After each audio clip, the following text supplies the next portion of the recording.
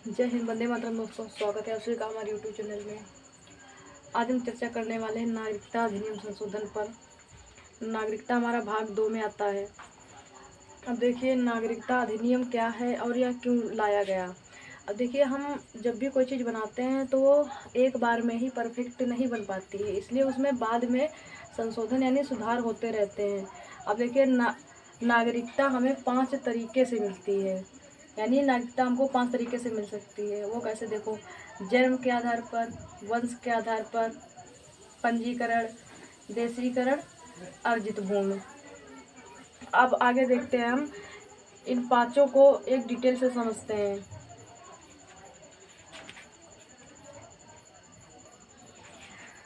अब देखिए, हमें जन्म के आधार पर नागरिकता किस प्रकार मिलेगी। यदि कोई भी व्यक्ति भारत में जन्म लेता है तो वह भारत का नागरिक हो जाएगा। अर्थात यदि हम भारत में जन्म ले लेते हैं तो हमको भारत की नागरिकता दे दी जाएगी। परंतु इस कानून का बहुत ही गलत इस्तेमाल हुआ। अब देखिए, यहाँ पर ध्यान से समझिए कि इसका गलत इस्तेमाल कैसे हुआ। अब देखिए, जो हमारे दुश्मन होते हैं, यानी हमारा दुश्मन कौन है, पाकिस्तान है, ठीक है। अब उसको क्या पता था कि हमको जो है हमारे भारत में क्या है कि जन्म के आधार पर हमको नागरिकता दे दी जाएगी। तो उसने क्या सोचा, अब उसने जो है कितने भैया 2-4 शादियाँ की। उसके बाद में जब बीवी प्रेग्नेंट हुई, भारत में छोड़ दिया उसको।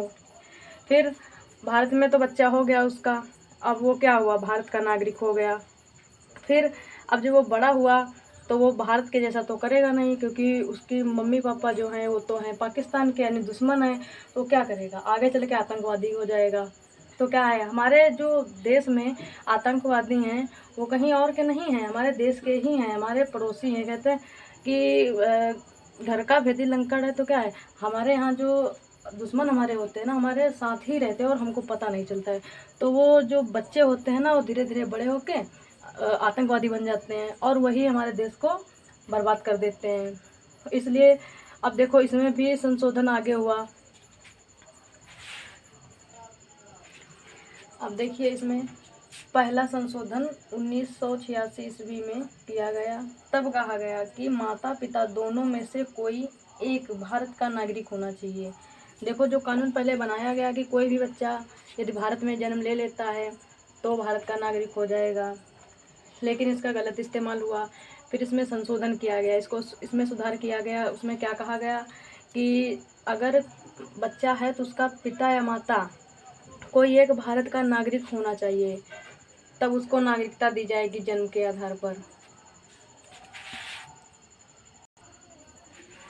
फिर देखिए, इसी में जो 2003 में जो संशोधन किया गया, उसमें कहा गया कि माता पिता दोनों की नागरिकता वैलिड होनी चाहिए, वह धोखे से नागरिकता ना दिए हुए। अर्थात यदि माता पिता भारत के हैं तो उनको जो नागरिकता उनकी है वह उनके पास धोखे से नहीं होनी चाहिए, उनकी एक वैलिड नागरिकता होनी चाहिए।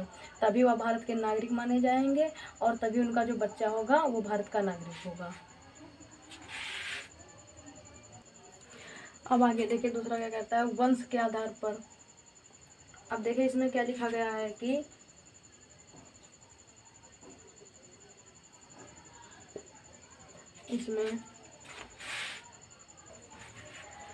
इसमें नागरिकता हमें पिता के आधार पर मिलती है, अर्थात पिता भारतीय होना चाहिए। लेकिन देखो, हमको जो है हमारी नागरिकता मिलती है वंश के आधार पर, यानी हमारे पिताजी जो थे वो भारतीय थे तो हमको नागरिकता मिल गई। लेकिन यहाँ पर पिता यानी मेल है और जो हमारी मम्मी होंगी वो फीमेल होंगी। लेकिन हमारा संविधान क्या कहता है कि लड़का और लड़की में कोई भी भेदभाव नहीं होना चाहिए। फिर इसमें देखिए क्या होता है,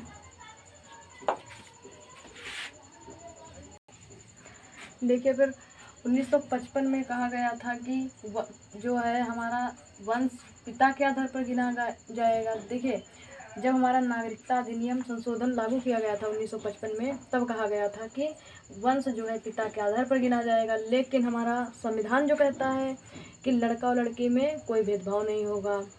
फिर से जब 1992 में संशोधन किया गया था कि पिता के आधार पर तो रहेगी लेकिन माता पिता दोनों के आधार पर रहेगी, यानी हमारा जो वंश है पिता के आधार पर तो रहेगा लेकिन माता व पिता दोनों के आधार पर रहेगा।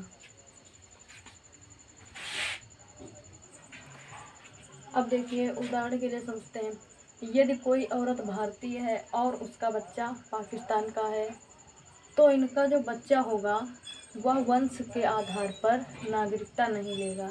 जब वह 18 साल का होगा तब बच्चे पर डिपेंड होगा कि वह भारत की नागरिकता लेगा या पाकिस्तान की।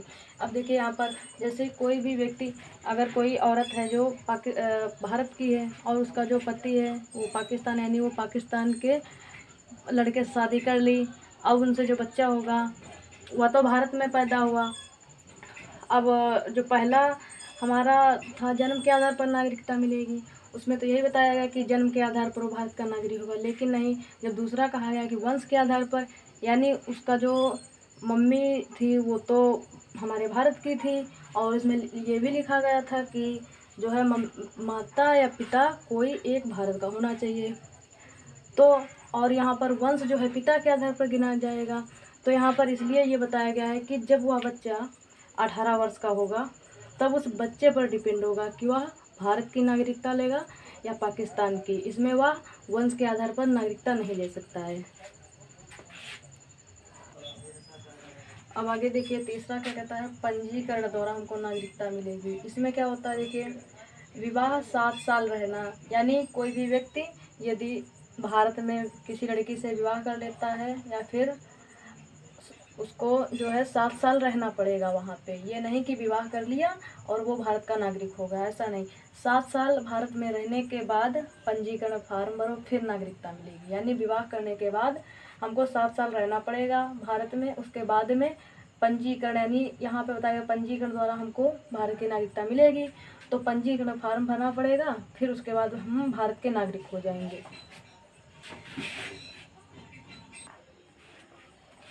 अब आगे देखिए चौथा क्या कहता है, देशीकरण। इसमें देखिए कला विज्ञान के क्षेत्र में अच्छी रुचि, यानी हम किसी भी क्षेत्र में, यानी अगर हमको विज्ञान के क्षेत्र में अच्छी रुचि हो गई है तो हम जो है देशीकरण के द्वारा भारत की नागरिकता ले लेंगे। फिर भारतीय भाषा, हमारी जो भाषाएं हैं 22 भाषा हैं, 22 भाषाओं में से यदि हम कोई भी भाषा एक सीख लेते हैं, उसमें बढ़िया से हमारा परफॉर्मेंस रहता है, तो हमको भारत की नागरिकता दे दी जाएगा। और फिर 10 ईयर से भारत में रह रहा हो और वह व्यक्ति 10 साल से भारत में रह रहा हो।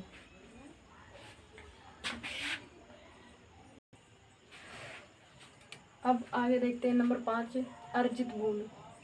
इसमें देखो क्या लिखा गया है, यदि कोई भी भारत में मिलता है और वह जहाँ रह रहा था वह भूमि अर्जित, यानी देना, इस अर्जित का मतलब होता है देना, यदि वह भूमि अर्जित कर देता है तो उसे नागरिकता दे दी जाएगी। अर्थात यदि कोई भी हमारे भारत देश में मिलता है और वह कहता है कि हम भारत में रहना चाहते हैं और वह अपनी भूमि भारत को दे देता है, दान कर देता है, तो उसको जो है भारत की नागरिकता दे दी जाएगी। अब देखिए हमें नागरिकता 5 तरीके से मिल सकती थी और हमारी नागरिकता 3 प्रकार से छीनी जा सकती है हमसे। वो कैसे, देखो नंबर 1 त्याग, यानी दूसरे देश की नागरिकता लेने पर यदि हम भारत के नागरिक हैं और हमको भारत में अच्छा नहीं लग रहा है, यदि हम दूसरे देश में जाकर वहाँ की नागरिकता ले लेते हैं तो हमारी जो है भारत की नागरिकता हमसे ले ली जाएगी, समाप्त कर दी जाएगी। फिर नंबर 2 बर्खास्त, यानी गलत कार्य करने पर, यदि हम किसी का मर्डर कर देते हैं या फिर अन्य कोई गलत कार्य कर देते हैं तो हमारी जो नागरिकता है वो बर्खास्त कर दी जाएगी, समाप्त कर दी जाएगी। फिर नंबर 3 क्या कहता है, वंचित, 7 साल दूसरे देश में रहने पर, यदि हम किसी दूसरे देश में 7 साल रह लेते हैं, यानी हम भारत से अगर कहीं दूसरी विदेश में चले जाते हैं और वहाँ 7 साल रहते हैं तो हमारी जो है भारत की नागरिकता से हम वंचित कर दिए जाएंगे, वो समाप्त कर दी जाएगी।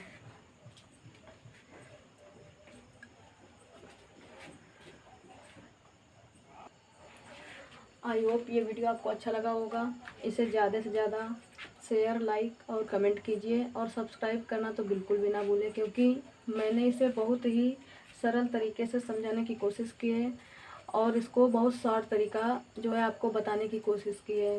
तो हमारे चैनल को प्लीज़ सब्सक्राइब कीजिए। जय हिंद।